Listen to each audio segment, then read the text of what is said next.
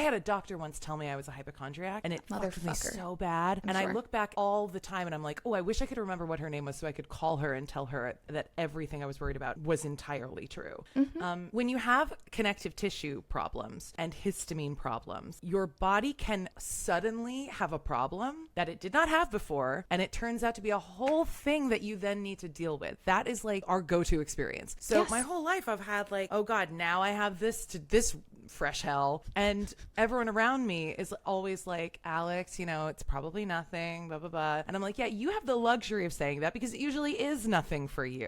For me, it usually is something that I then need to spend my time dealing with. Like, it's not even fear of being sicker, it's fear of the time and energy I am then, it's fear of my life now having to be dominated by this new thing. It's like anticipatory frustration. I love that. Anticipatory frustration, 100%. Yeah, and I'm not thinking like, oh my God, this is going to kill me. I'm thinking, because like that wears off after a while. After a while, you're like, if it does, okay. You know what?